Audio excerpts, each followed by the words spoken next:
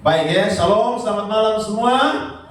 Haleluya. Puji Tuhan, kita bergairah ketika memuji dan menyembah Tuhan tadi ya. Mari kita buka kitab kita di seri yang menarik sekali menurut saya karena judulnya adalah apa? Wrong direction atau salah arah. Nah, saya akan bicara dari 2 Korintus pasal 6 ayatnya yang ke-11 sampai ayatnya yang ke-18. Jangan ada lagi noda kekafiran. Hai orang Korintus, kami telah berbicara terus terang kepada kamu. Hati kami terbuka lebar-lebar bagi kamu. Ayat 12, saudara mulai. Dan bagi kami ada tempat yang luas dalam hati kami, tetapi bagi kami hanya tersedia tempat yang sendiri di dalam hati kamu.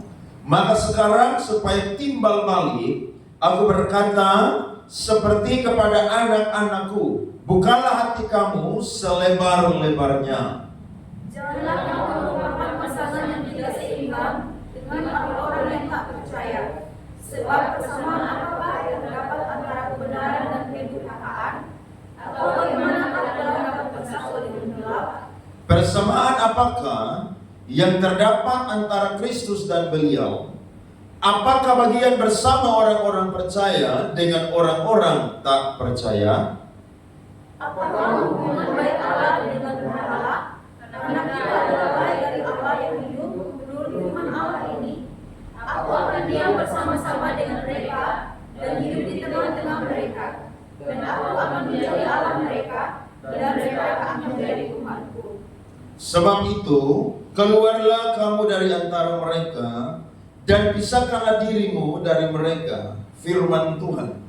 Dan janganlah menjamah apa yang najis, maka aku akan menerima kamu. Sama-sama 2, 3. Dan aku akan menjadi bapamu, dan kamu akan menjadi anak-anakku laki-laki dan anak-anakku perempuan. Demikianlah firman Tuhan yang Maha Kuasa. Beri tepuk tangan dong sekali lagi untuk firman Tuhan ini. Amin, amin.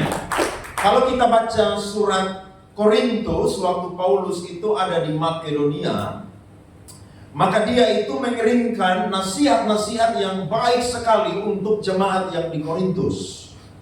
Dan kalau saya dan saudara baca di pasal yang ke-6 ini, Rasul Paulus ini khusus sekali menasihati orang-orang yang ternyata mereka itu salah di dalam memilih pasangan, saudara-saudara. Nah, ini bisa saya kategorikan sebagai orang yang salah arah. Karena kalau saudara belajar tentang arti kata dosa, dosa itu berasal dari kata Yunani yakni hamartia. Hamartia itu artinya tidak tepat sasaran atau meleset daripada yang harusnya dicapai atau yang dituju. Dalam surat 1 Korintus, Paulus menasihati tentang orang-orang Korintus yang sebagian besar dari mereka itu ternyata belum rohani yang dewasa.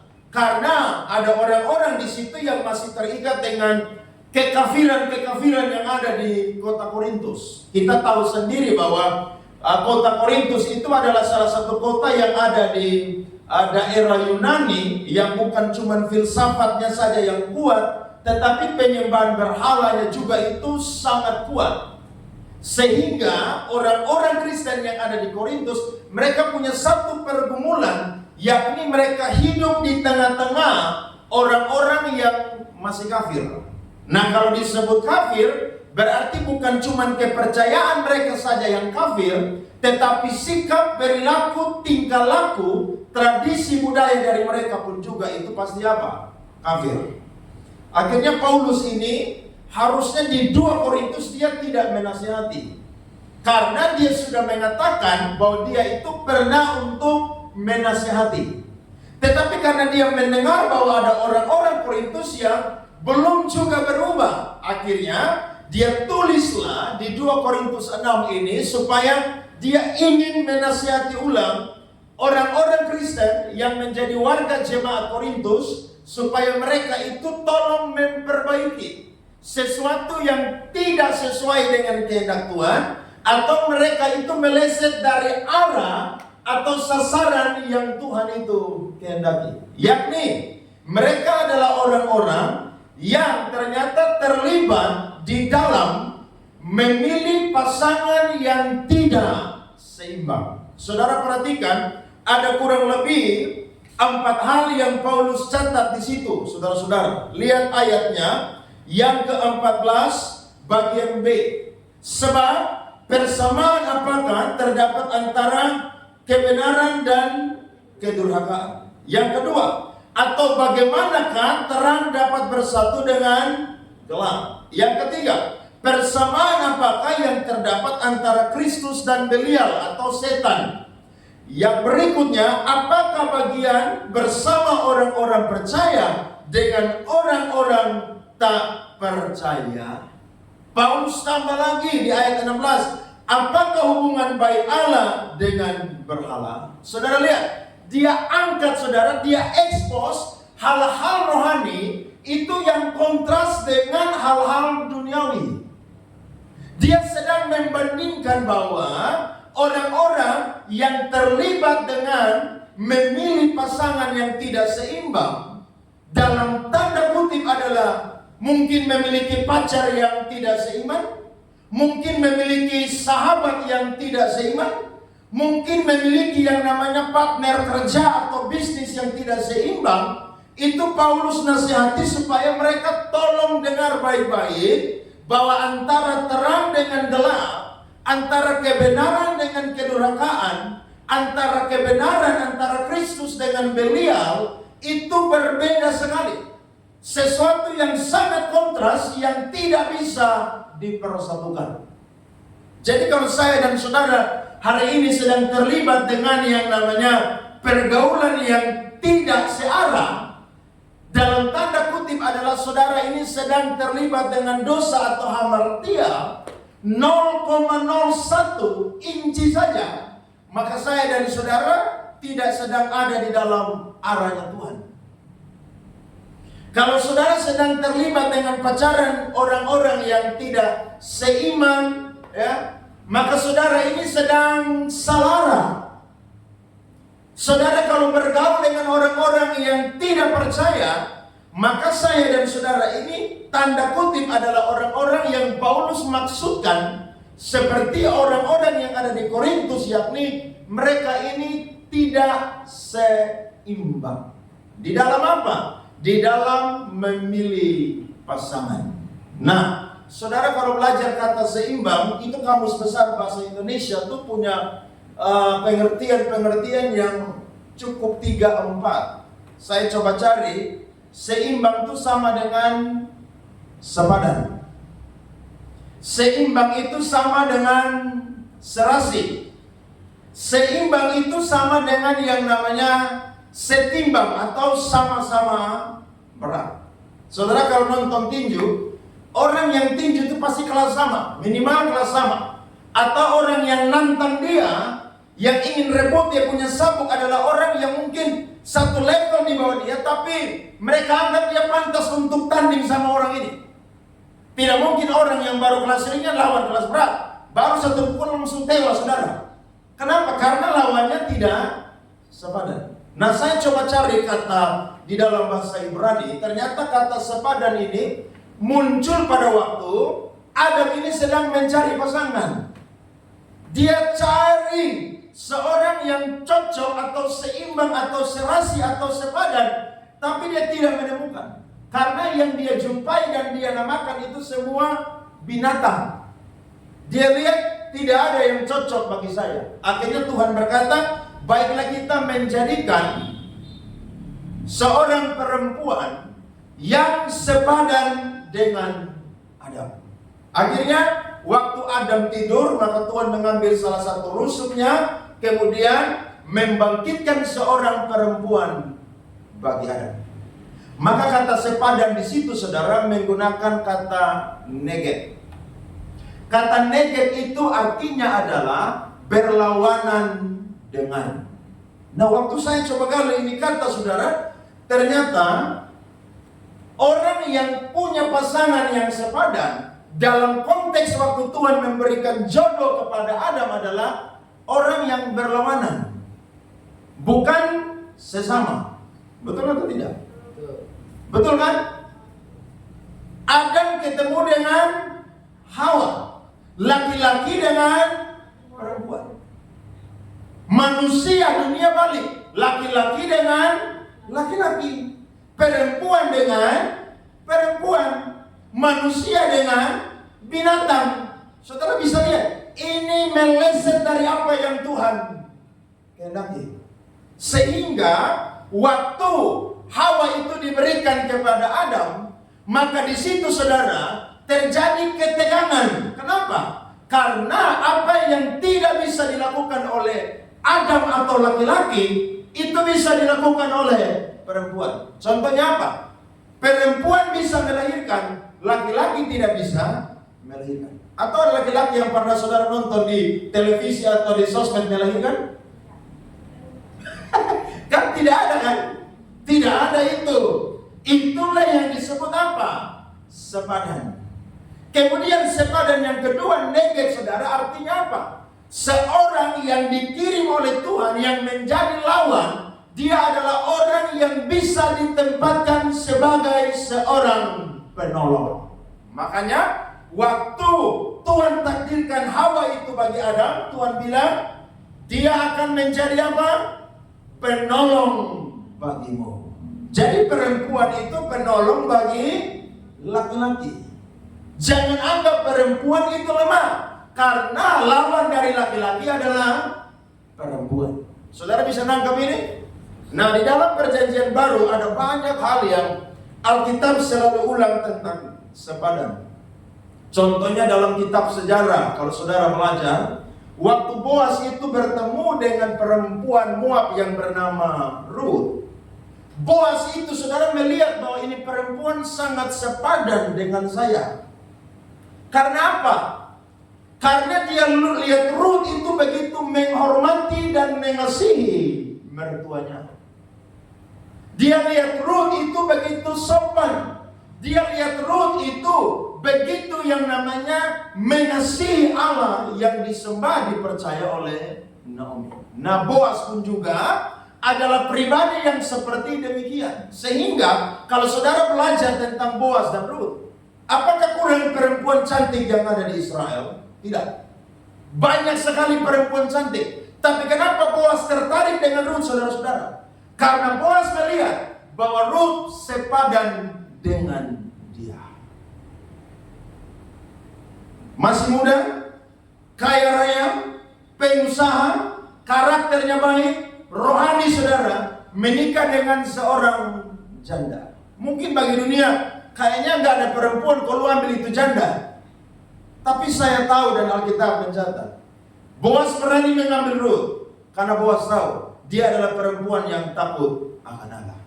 Itulah yang disebut dengan apa, saudara? Sepadan. Kalau saudara baca kitab Kidung Agung lagi, menarik di situ. Ada seorang putri saudara Yerusalem yang sangat suka dengan seorang gembala pada waktu itu. Dan dia memuja yang namanya pria atau sang gembala tersebut. Dia berkata dalam Kidung Agung pasal 2, engkau tampan seperti kijang. Bahkan sang gembala ini seorang pekerja keras. Dia berkata bahwa lututmu dan tumitmu dan betismu itu sama seperti pilar yang berasal dari keramik.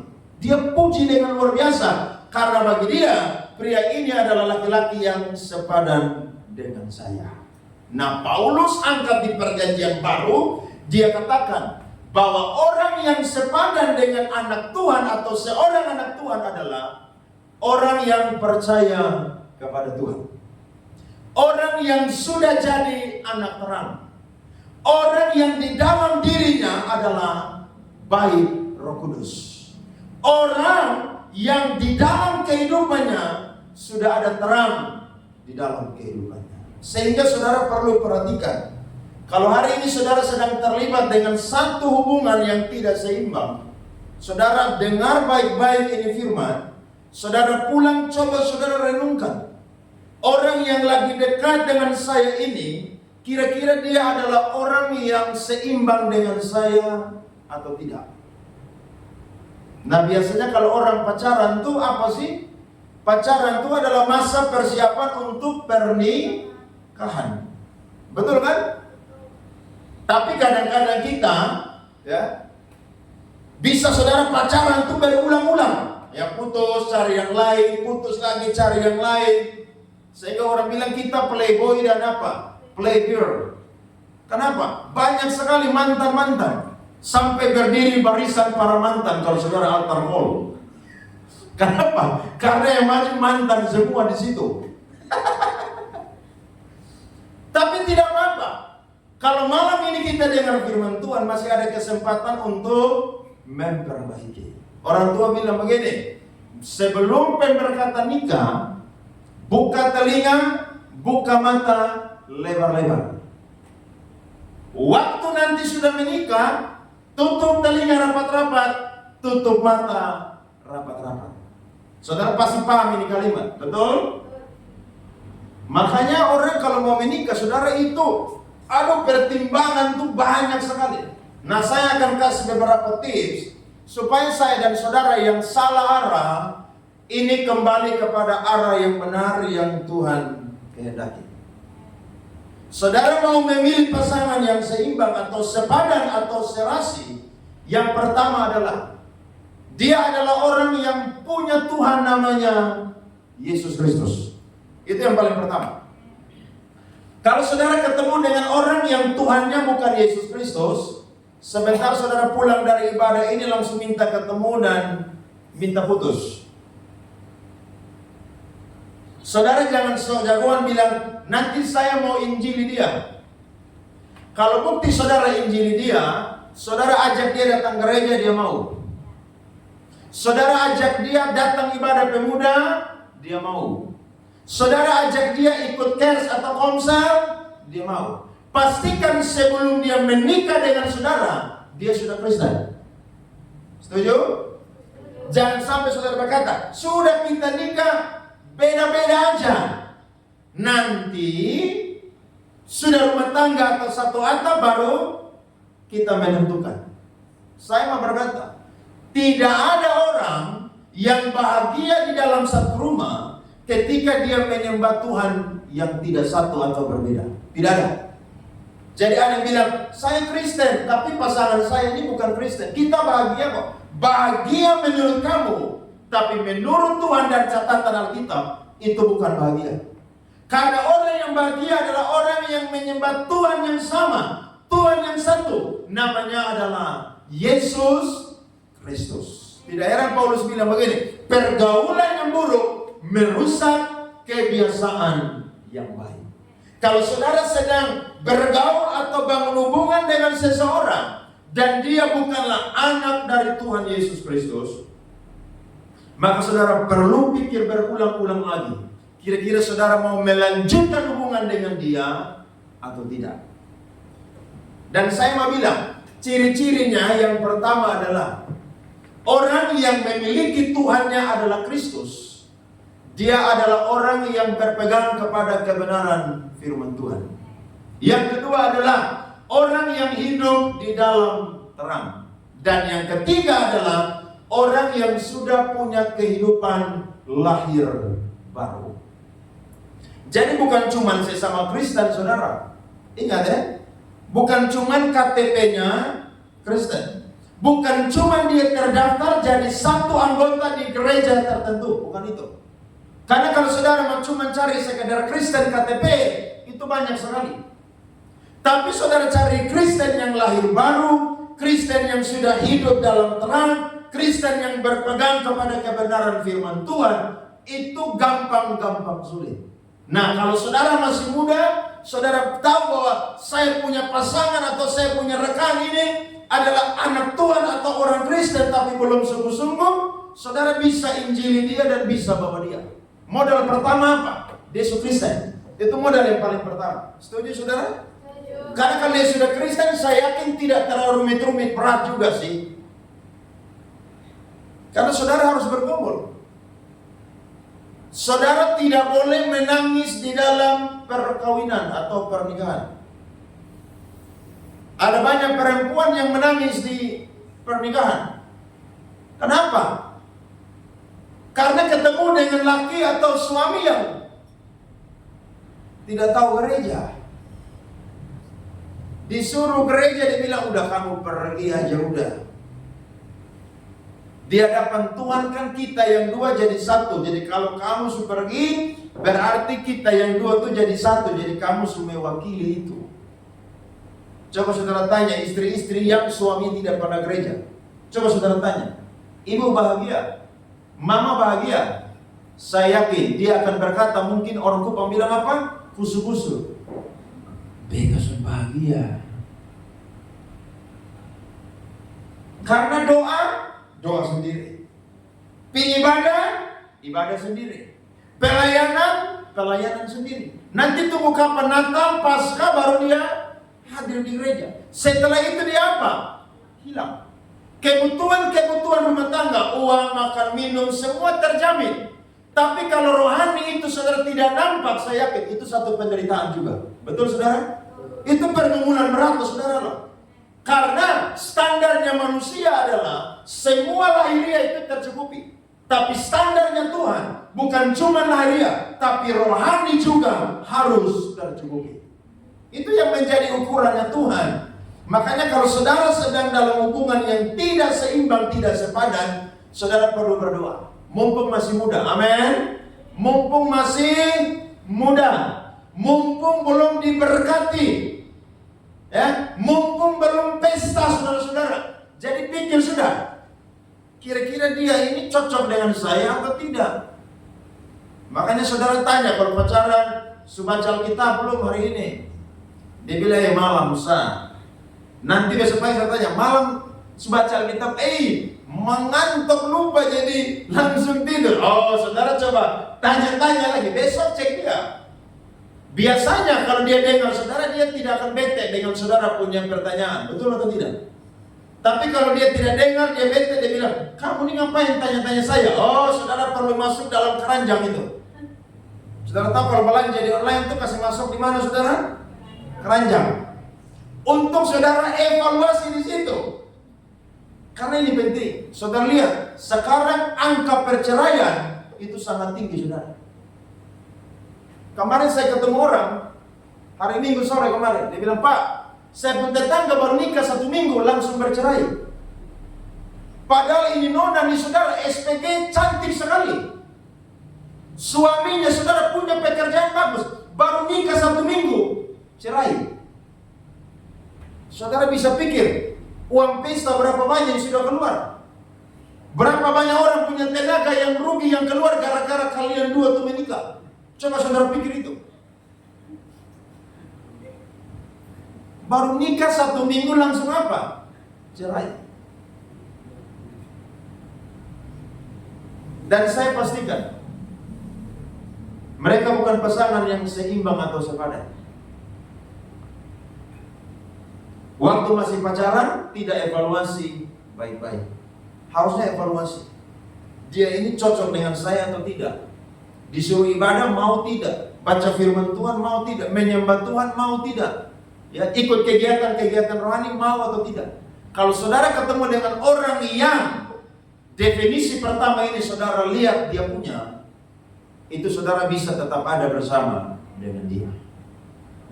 Itu modal yang paling dasar. Yang paling dasar itu. Memang berat saudara. Saya lihat satu tulisan di satu mobil saudara, itu keren sekali. Dia tulisan bunyinya begini, putus itu tidak sakit, tapi yang lebih sakit adalah setelah putus tapi masih cinta saudara. Saudara bisa bayangkan itu kalimat tuh. Itu kalimat tuh yang mengerikan saudara. Iya kan? Putus tidak sakit, tapi yang paling sakit adalah sudah putus tapi masih. Ada yang pernah begitu atau tidak? Saya ulang-ulang saudara. Tapi bukan saya yang begitu, mantan-mantan yang begitu. Karena saya dulu pacaran tuh tipenya dikejar, bukan mengejar. Serius. Saudara ragu dengan bagian? Jangan ragu.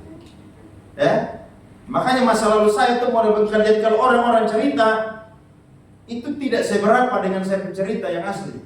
Makanya saya jadi pendeta sekarang tidak pernah janji. Memang saya dulu begitu nah. Tidak perlu.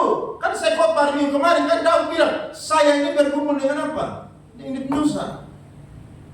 Bahkan sampai sekarang saya jadi pendeta pun juga masih bergumul. Saudara pikir saya pendeta sama-sama dengan Mama Yolan, dengan anak. Saudara pikir ada perempuan yang masih suka dengan saya? Masih suka. Tapi saya tidak cerita aja, ngapain cerita? Kalau saya tidak respon, ngapain juga? Iya kan? Ada yang masih inbox saya langsung hapus. Bahkan yang inbox kadang-kadang bukan perempuan, laki-laki juga masih inbox saya. Maka saya tidak mau fitness lagi, saudara, karena orang lihat saya itu orang suka saya. Serius? Iya. Saya kan pernah cerita, saya khotbah di satu bank, pulang, itu pegawai bank inbox saya di Facebook. Dia bilang, salam Pak Pendeta Ganteng, boleh kenalan. Wih, saya lihat di profil foto tidak pakai baju semua. Wah, ini berat, saudara. Langsung coret, langsung hapus. Nanti saya khotbah ulang, saya thanking dia di bank nanti itu, percaya saya nanti itu. Jadi saya dan saudara harus baik-baik. Cari orang yang adalah bertuhankan Yesus Kristus. Kalau itu sudah sama, saya yakin yang nanti nomor 2 dan seterusnya itu akan lebih gampang. Ya. Yang kedua, kalau saya dan saudara belajar firman Tuhan ini, tips untuk memilih pasangan yang seimbang adalah saudara harus menilai sifat dan karakter dia. Itu yang paling penting. Karena kalau saya dan saudara tidak melihat ini bisa jadi satu pergumulan pun juga.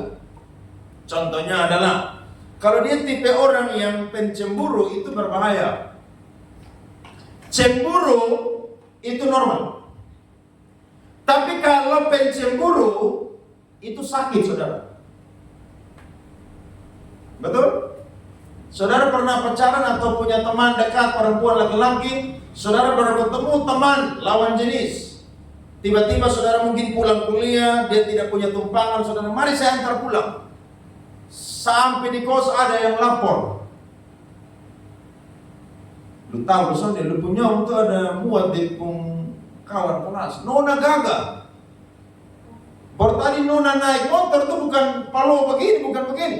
Pegang lu punya paha di sini. Pada saat nyompu rem itu agak sedikit blong mungkin, jadi takut cuma gitu. Jadi dia agak pegang sedikit. Langsung sampai kos, ribut, bakal dan lain sebagainya. Di luar negeri, orang tuh paling takut ribut loh. Maka ada satu pendeta yang sekarang nasibnya tuh kasihan sekali. Mau cerai tidak bisa, tapi tidak cerai pun juga tidak bisa. Kenapa? Karena permasalahannya adalah ribut. Waktu ribut tetangga lapor, polisi datang. Dan bagi orang luar negeri itu sesuatu aib, saudara. Akhirnya ini pendeta, saudara, digugat oleh dia punya istri sampai sekarang. Nah, di luar negeri kalau mau cerai, saudara, itu tidak bisa satu pihak. Kalau Indonesia saat tidak datang, hakim ketok, selesai. Kalau luar negeri tidak bisa, dua-dua harus ada. Akhirnya ini pendeta, saudara, berhenti dari kependetaannya, stop jadi pendeta. Tidak bisa apa? Tidak bisa dimimbar lagi. Kenapa? Ya karena masalah itu. Sebelum menikah, tidak mempelajari sifat dan karakternya. Ini juga sesuatu yang jadi pergumulan. Saudara cari laki-laki yang bisa bertanggung jawab sebagai perempuan. Kalau dari pacaran saudara ini udah malas kerja, saudara jangan coba-coba untuk lanjut dengan dia. Nanti saudara nikah, saudara yang jadi kepala rumah tangga. Berapa banyak ibu-ibu, mama-mama yang cari hidup, cari nafkah untuk dia punya suami dan anak-anak di rumah. Karena apa? Laki-laki suami tidak mau bekerja. Apakah itu alkitabiah? Itu tidak alkitabiah. Paulus bilang dalam 2 Tesalonika 3 ayat 10, siapa yang tidak kerja, jangan kasih dia apa? Makan. Amin. Jadi saudara harus yang namanya melihat ini. Karena kalau tidak, ini sesuatu yang menjadi pergumulan. Ada banyak orang yang tahu dia Kristen, tapi ternyata dia bisa jadi orang pun juga yang sifatnya itu tidak dewasa. Bahkan kadang-kadang itu orang yang temperamen, saudara-saudara. Nah, kalau saudara ketemu dengan orang yang temperamen, maka itu sesuatu yang saya dan saudara harus bergumul keras. Kalau waktu pacaran dia sudah pukul saudara, sudah tampar saudara, mending jangan. Saudara langsung minta berhenti, minta putus. Karena nanti waktu menikah dengan saudara, saudara tuh jadi sansak latihan tinju, saudara tahu. Baru-baru kan filler ada pernikahan di Thailand. Itu pernikahan dari lamaran tuh saudara mewah sekali. Dan kebetulan saya punya teman perempuan juga yang lagi problem saudara. Dia kasih naik dia punya story WA dengan dia punya Facebook. Karena dia punya suami itu sedang selingkuh. Padahal saya punya teman perempuan ini nona Cina cantik sekali. Gagah. Tapi dia punya suami selingkuh saudara. Waktu dia kasih naik di video, mereka punya masuk minta saudara pinangan mewah sekali. Resepsi ini mungkin mahal sekali. Tapi waktu menikah, istri punya muka nih saudara tahu tidak jelas lagi. Tidak tahu pipi kiri di mana, pipi kanan di mana saudara. Semua nih babak belur habis. Cerai. Nah biasanya kadang-kadang kalau kita pacaran itu kan semua yang indah-indah, betul kan? Betul atau tidak? Iya kan? Waktu kita pacaran itu semua indah. Jadi kalau saudara mungkin mau tes saudara pun pacar, kira-kira dia dewasa atau tidak, saudara akan tanya saya. Nanti saya akan kasih saudara satu tips, saudara akan ketahuan di situ. Percaya? Nanti saya kasih saudara satu tips, saudara coba buat itu. Nanti saudara akan lihat, saudara pasangan entah laki-laki atau perempuan dewasa atau tidak itu akan ketahuan di situ. Saya sudah pengalaman begitu nah. Jadi coba saudara buat itu. Nah ini penting saudara, kenapa? Karena kalau tidak, saya dan saudara menjadi orang-orang Kristen yang tidak seimbang. Padahal anak Tuhan saya percaya karakternya itu sudah diubah menjadi manusia baru. Amin saudara. Saya percaya itu. Tidak ada anak Tuhan yang pakai karakter yang lama. Marah bisa, tapi pemarah saudara itu tidak bisa. Kasar sekali-sekali mungkin bisa, tapi kalau kasar terus itu tidak bisa. Kenapa? Anak Tuhan saya yakin punya buah roh. Salah satunya adalah apa? Kelemah lembutan. Nah, mari saya dan saudara sebagai orang-orang muda, mari kita datang kepada Tuhan dan kita ini punya arah yang benar yang tidak salah. Memilih pasangan yang seimbang itu sesuatu yang penting. Karena kalau tidak, saudara sedang menomorduakan Tuhan dan menomorsatukan dunia. Paulus tidak mau warga atau jemaat Korintus mereka itu terlibat di dalam yang namanya perkumpulan atau komunitas atau bangun hubungan dengan orang-orang pada waktu itu yang tidak seimbang. Paulus mau supaya mereka itu apa saudara? Seimbang. Nah kita akan lihat firman Tuhan di sini. Saya akan kasih 3 tips. Kenapa saya dan saudara harus memilih pasangan yang seimbang? Yang pertama adalah karena saya dan saudara adalah orang-orang yang telah dilahir barukan oleh Kristus. Saudara lihat ayat 14. Firman Tuhan berkata, janganlah kamu merupakan pasangan yang tidak seimbang dengan orang-orang yang tak percaya.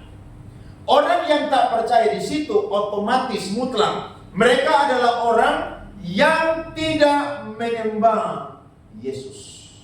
Kalau mereka tidak menyembah Yesus, saya yakin hidup mereka tidak akan mengalami kelahiran baru. Hanya orang yang menyembah Yesus saja yang dia mengalami kelahiran baru. Nah, ketika orang mengalami kelahiran baru, saya percaya dia menjadi ciptaan yang baru. Paulus bilang dalam 2 Korintus 5 ayat 17, ini ayat terkenal. Barang siapa ada di dalam Kristus, dia adalah ciptaan yang baru. Sesungguhnya yang lama sudah pergi, yang baru sudah datang. Kalau saya dan saudara mau untuk yang namanya menjadi orang-orang yang punya arah yang tepat, yang sesuai dengan Tuhan kehendaki, maka saya dan saudara harus tahu betul bahwa kita adalah orang-orang yang sudah mengalami kelahiran baru. Ketika kita sudah mengalami kelahiran baru, maka kita adalah ciptaan yang baru. Kita akan terus diproses saudara untuk dewasa dan dewasa. Saya mau bilang, saudara bangun hubungan dengan orang yang saudara cinta mungkin bertahun-tahun, itu tidak jadi jaminan kalau saudara tidak menemukan dia adalah orang yang sudah lahir baru. Itu tidak jaminan. Karena biasanya orang membangun hubungan yang lama, yang mungkin persahabatan, yang pacaran, dan lain sebagainya, itu mungkin karena faktor kasihan, atau mungkin karena faktor-faktor yang lain. Tapi saya mau berkata, carilah orang yang sama-sama sudah lahir baru. Amin. Cari orang yang cinta Tuhan, saudara. Yang kalau saudara mau pelayan, dia bilang cepat, nanti lu terlambat pelayanan. Itu cari yang begitu. Amin. Saudara cari yang gereja jam 9, dia bilang bangun sudah, ini udah jam 5, kita doa pagi. Siap-siap, setengah 9 kita udah harus apa? Sampai di gereja. Saudara cari orang yang begitu. Ya. Saudara jangan cari orang yang sudah mapan, orang yang tampan, yang hebat, tapi rohaninya saudara itu tidak ada menunjukkan bahwa dia itu manusia baru. Jangan pernah model begitu. Saudara cari yang menunjukkan dia ini sudah manusia baru atau belum. Ya. Harus lihat model begitu, karena kalau tidak saudara mau nangis di pernikahan atau perkawinan. Nangis bagi jiwa-jiwa. Tapi nangis buat pasangan jangan, saudara. Karena saudara cukup nangis waktu di mana, saudara? Pacaran. Saudara doa buat dia, Tuhan pulihkan dia, saudara. Jadi anak Tuhan. Saya punya teman, saudara, sebelum nikah, dia Islam tapi jadi Kristen. Dia kalau pergi gereja, dia sengaja hari Minggu dia bilang mau olahraga. Di mana? Eltari. Tapi tahu ke saudara, di dalam mobil dia semua pakaian gereja. Waktu sampai di depan gereja, parkir, dia tukar dia punya bagian masuk dalam gereja. Jadi waktu dia menikah, pasangannya memilih dia bukan karena dia mau ikut saya jadi Kristen, tidak. Sebelum dia nikah dengan saya, dia sudah Kristen. Itu baru keren. Jadi kalau saudara mencari orang yang beda agama model begitu, saya sebagai pendeta restui saudara. Tapi kalau dia tidak pernah ada di gereja dan saudara bilang nanti habis nikah baru saya injili, itu saya katakan saudara selamat tinggal sudah begitu. Bukan saudara yang bawa dia yang akan bawa saudara. Penting, cari orang yang seimbang adalah orang yang sudah sama-sama lahir baru. Sama-sama sudah jadi ciptaan yang baru. Jadi kalau saudara cerita firman, dia nyambung. Kalau saudara ketemu orang yang tidak tahu firman, saudara cerita firman, dia bilang, oh begitu ya, saya belum pernah dengar itu yang model begitu. Wah ini repot saudara. Saudara perlu pendalaman Alkitab dia khusus secara pribadi. Dan saya percaya, saudara-saudara yang perempuan di sini, yang belum menikah, yang masih muda, rindu untuk dapat pasangan hidup, dapat pria yang sudah lahir baru. Betul atau tidak? Betul atau tidak? Loh saudara nggak ada suara, betul atau tidak? Betul atau tidak? Betul atau tidak? Saudara mau cari yang tampias-tampias, orang Kupang bilang. Hah? Itu bahasa ngaben. Dulu saya ngaben 15 tahun, itu orang bilang tampias-tampias. Yang gak jelas begitu, amburadul. Saudara mau cari model begitu. Itu yang saya ceritakan dari minggu kemarin. Saya punya teman-teman tuh pelayanan di gereja, main tamborin, lompat kiri, lompat kanan, wih pakaian bagus-bagus. Ketemu dengan pria yang tidak tahu gereja, gaji besar, kaya, tapi tidak cinta Tuhan. Tinggalkan gereja, tinggalkan Yesus, tinggalkan pelayanan. Saudara lihat tuh, itu orang bukan karena tidak dengar firman, tapi dia tidak mau untuk pegang prinsip. Carilah orang yang sudah lahir baru. Kalau dia sudah lahir baru, saya percaya pasti semuanya baru. Amin. Pikirannya baru, hatinya baru, sikap tingkah lakunya juga apa saudara? Baru di dalam Tuhan. Itu yang pertama. Tips yang kedua adalah, ingat, saya dan saudara bukan lagi tubuh yang didiami oleh kegelapan, tapi saya dan saudara adalah bait Allah atau bait Roh Kudus. Kalau saya dan saudara adalah bait Allah dan bait Roh Kudus, maka yang tinggal dalam kehidupan kita itu siapa saudara? Tuhan. Kita boleh punya tubuh jasmani, tapi saya yakin ada Tuhan yang tinggal dalam kehidupan kita. Makanya kita punya tubuh ini sebagai bait Allah, jangan dicemari, saudara-saudara. Ada amin? Membangun hubungan dengan orang yang seimbang adalah pengenalan tubuh, jiwa, dan roh. Nah, biasanya anak-anak muda saudara ini salah dalam hal ini. Mengenal tubuh artinya apa? Pacaran tidak sehat. Saudara pastikan sebelum saudara diberkati di gereja, saudara jangan hamil duluan. Ada amin yang perempuan? Jangan. Jaga saudara kehidupan. Saudara itu mahal, berharga di hadapan Tuhan. Jangan ikut orang dunia yang berkata, udah daripada nanti nikah komandul. Tidak boleh saudara. Tidak boleh. Di dalam kehidupan kita, hidup kita, itu ada Roh Kudus, ada Allah. Jangan pernah dukakan Roh Kudus atau Allah kalau saya dan saudara itu ketemu dengan orang yang tidak menghormati kita sebagai bait Allah. Makanya kalau saudara pacaran dengan seseorang, saudara jaga dia seperti jaga saudara pun tubuh. Karena kalau kita mengasihi kita pun tubuh, saya yakin kita tidak akan pernah buat kita punya tubuh itu menderita. Betul atau tidak?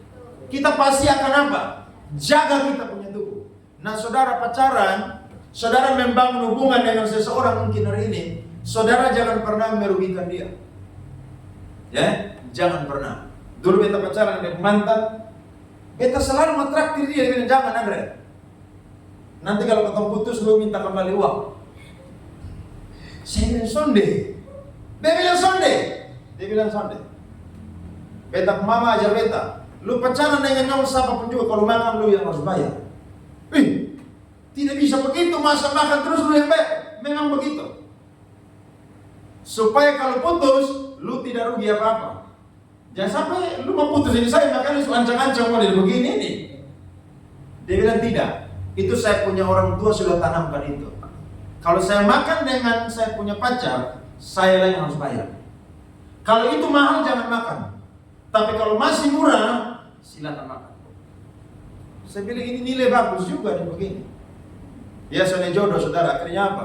Saya nikah tau. Kalau jodoh pasti apa saudara? Pasti nikah. Positif kan begitu tau? Tapi saya melihat bahwa ternyata betul. Dalam membangun hubungan dengan seseorang, saudara harus pastikan bahwa saya dan saudara tidak boleh merugikan orang itu. Saudara waktu ketemu dia pertama tuh saudara bagus, sempurna, utuh. Waktu mungkin tidak jadi, tidak nikah, pastikan bahwa dia pun juga sama seperti waktu saudara berjumpa dengan dia. Amin pria-pria. Kok aminnya kecil saudara? Harus begitu. Loh kita, saudara kayaknya orang suci semua di sini, saya yang paling berdosa kayaknya di sini ya. Yunita bilang haleluya tuh saudara lihat. Kayaknya saudara suci semua. Bagian yang paling berdosa di sini kayaknya nih. Orang ketemu saya, Pak Andre mantan berapa? Saya bisa hitung. Serius. Harus begitu. Jangan selalu bilang 3, baru bilang, weh mantan 20. Mengaku berapa? 3. Bilang aja banyak, gak kehitung. Ya memang kenyataan begitu. Dan saya bersyukur, sekitar saya jadi pendeta ketemu dengan mereka respect sama saya. Wih, salam Pak Pendeta. Dulu ketemu saudara tidak mau lihat muka, buang muka, kurang ajar. Wih. Tapi sekarang ketemu, salam Pak Pen. Wih, saya bilang salam, apa kabar? Anak seberapa? Anak tiga. Anak seberapa? Masih Sevanya dulu masih 1. Waktu mau nikah, anak seberapa? Belum ada anak. Harus begitu saudara, amin. Waktu saudara jujur yang malu itu bukan saudara, iblis itu yang malu. Karena yang bekerja dalam ketemu kehidupan sebelum kau jadi anak Tuhan siapa saudara? Iblis. Jadi jangan pernah malu saudara-saudara. Ada amin? Jujur. Saudara ini bait Allah, ya, bait Roh Kudus. Lihat berapa banyak anak muda hidup hancur. Kenapa? Karena salah bangun hubungan. Pacaran dengan laki-laki, hamil laki-laki tinggalkan. Menyesal. Siapa yang rugi? Ya kamu yang rugi. Pelayanan di gereja, lompat-lompat, pimpin pujian, main tamborin, singers, main musik, ketemu dengan orang yang tidak cinta Tuhan. Nikah KDRT saudara, sakit-sakitan, keluarga marah. Siapa yang salah saudara? Kamu yang salah. saudara harus pelajari. Dia adalah orang yang sudah menjadi ciptaan baru atau belum. Dia adalah orang yang sudah menganggap bahwa dirinya adalah bait Allah atau bait Roh Kudus atau belum. Kalau belum, saudara perlu timbang baik-baik supaya saudara tidak salah apa saudara? Amin. Dan yang ketiga terakhir, bagaimana saya dan saudara bisa menjadi orang yang tahu bahwa kita itu salah arah dan kita kembali arah yang benar. Yang terakhir adalah saya dan saudara harus sadar bahwa kita adalah anak daripada Bapa yang ada di surga. Alkitab bilang, mari kita baca sama-sama ayatnya yang ke-17-18 ya. 1, 2, 3. Sebab itu keluarlah kamu dari antara mereka dan pisahkanlah dirimu dari mereka, firman Tuhan. Janganlah menjamah apa yang najis, maka aku akan menerima kamu. Dan aku akan menjadi bapamu, dan kamu akan menjadi anak-anakku laki-laki dan perempuan. Demikianlah firman Tuhan yang kuasa. Kalau saya dan saudara jadi anaknya Tuhan Yesus, maka minta apa saja Tuhan pasti akan sediakan. Amin. Dan saudara minta Tuhan kasih saya pasangan yang seimbang. Saudara sudah doa bertahun-tahun, tidak ada satu pria di kota Kupang pun juga yang naksir dengan saudara.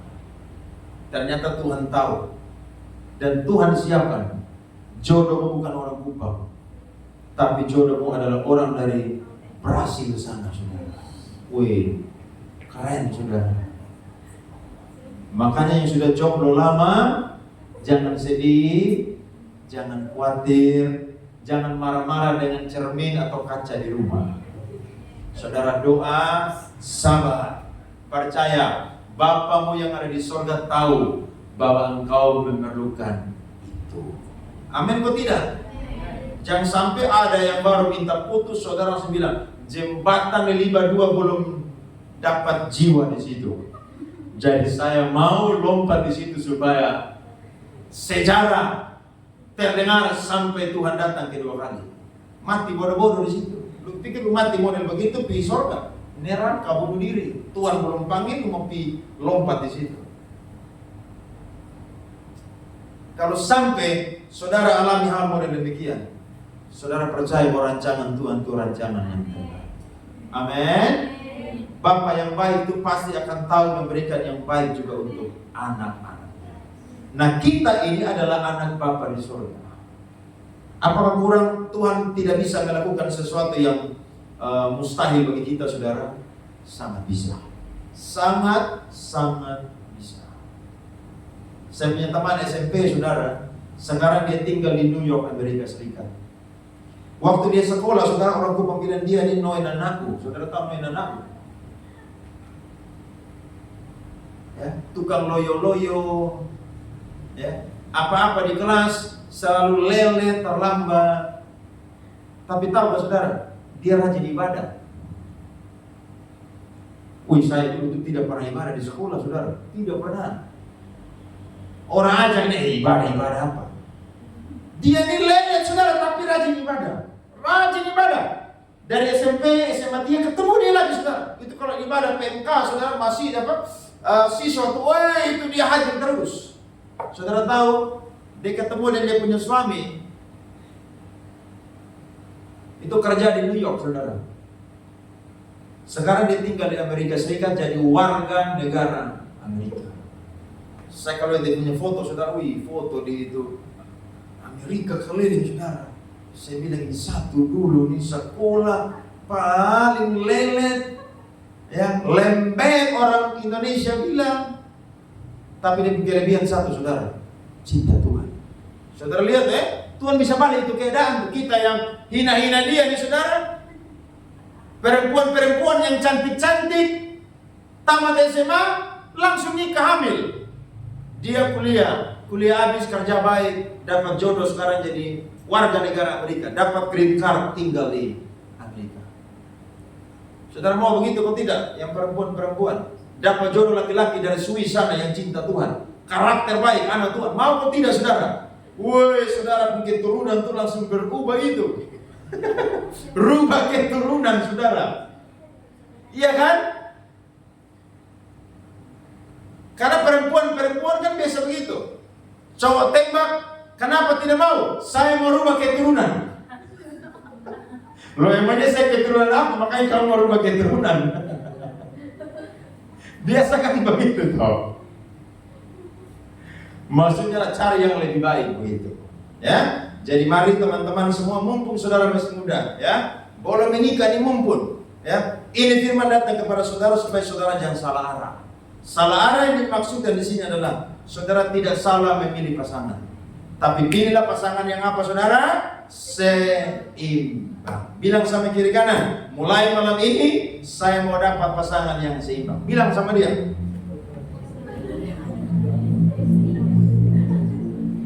Iya dong. Harus begitu. Kalau yang lagi tidak seimbang, pulang kita konsel sama-sama, konseling sama-sama. Kira-kira apa yang harus diperbaiki supaya apa? Balance, seimbang. Ya, Tuhan berkati kita semua. Beri tepuk tangan dong. Amin. Amin. Mari kita bangkit berdiri, kita berdoa.